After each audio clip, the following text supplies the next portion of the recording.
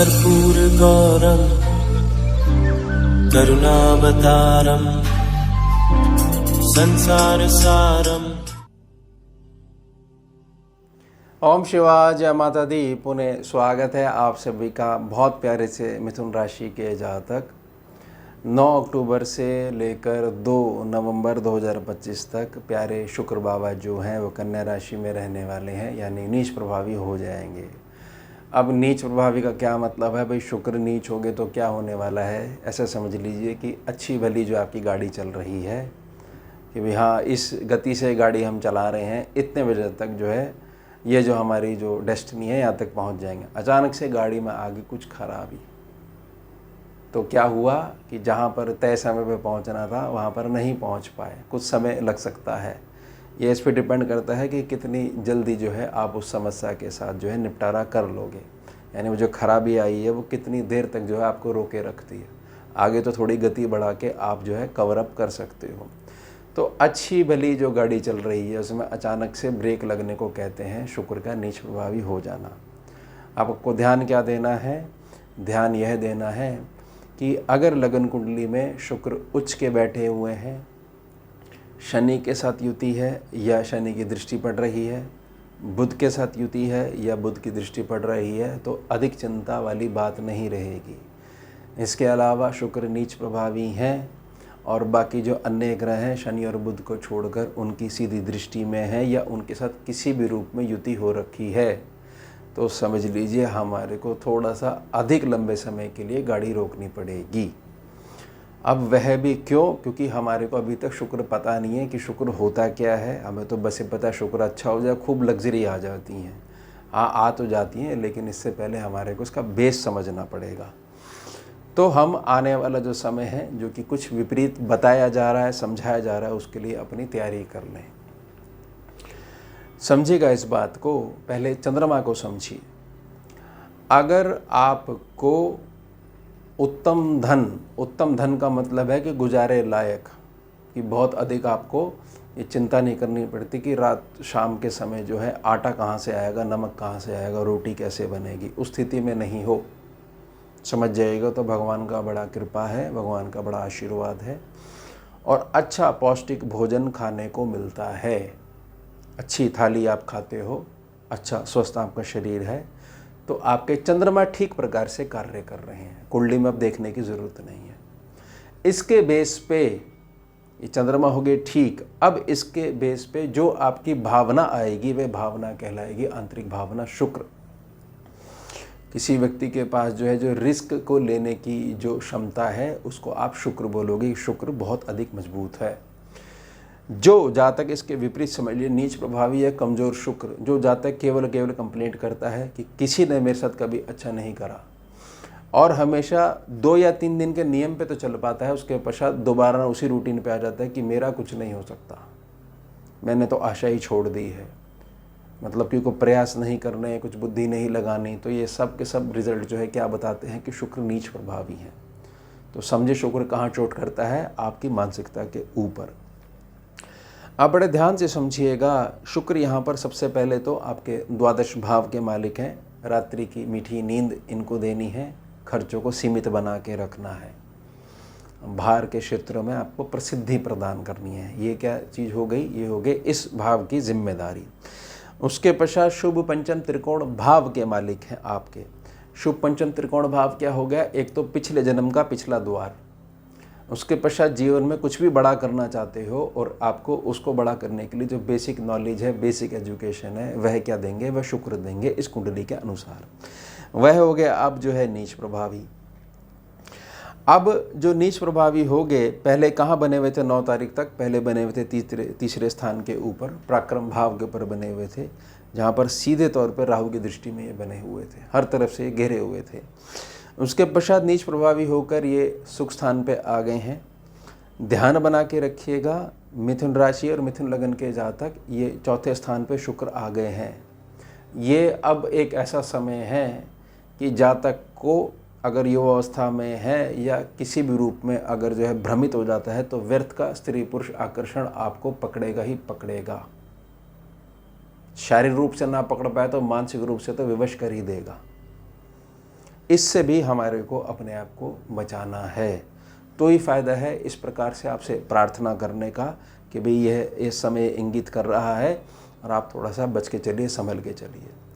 अब पहली बात, यहाँ पर कन्या राशि में सुख स्थान के ऊपर सूर्य भी बैठे हैं 17 तारीख तक। तो 9 तारीख से लेकर 17 तारीख तक आपका जो जीवन साथी है उसका शारीरिक स्वास्थ्य और उसका मानसिक स्वास्थ्य आपको बहुत अधिक परेशान कर सकता है। करेगा ही करेगा, वो स्थिति केवल आपकी डिविजन चार्ट या लगन कुंडली पर डिपेंड करती है, कर सकता है। और आपको ऐसा लग सकता है कि भाई अब जो है मैंने हार मान ली, अब जीवन में कुछ नहीं रखा है, केवल जो है हमारे जीवन में केवल कलेश ही कलेश जो है वो भरे हुए हैं। ये क्या चीज़ है? ये मानसिकता तोड़ी जा रही है। जबकि करना क्या चाहिए? शनि और बुध। शनि क्या है? खूब चालाकी। बुध क्या है? बहुत उत्तम बुद्धि से कार्य लेना, यानी कूटनीति किसके आधार पर? बड़ी उत्तम बुद्धि, उत्तम वाणी के आधार पर। इसलिए प्रार्थना करेगी कि ये 2 ग्रह सिक्योर हैं। अगर शुक्र को जो है किसी प्रकार से युतियाँ देख रहे हैं तो कम प्रभाव पड़ेगा, और साथ साथ अगर शुक्र जो है वो उच्च प्रभावी हैं, मीन राशि में है। उसके साथ साथ हमारे को ये चीज़ समझनी है कि 17 तारीख के पश्चात फिर ये नीच प्रभावी हो जाएंगे, इन्हीं के राशि में पहुंच जाएंगे, तुला राशि में पहुंच जाएंगे। यहाँ पर सूर्य नीच प्रभावी जरूर हो जाएंगे, लेकिन 3 अक्टूबर से 24 अक्टूबर तक तुला राशि में बुध भी बने रहेंगे, जो कि 8 अक्टूबर के पश्चात जो है अष्टप्रभाव से मुक्त हो जाएंगे।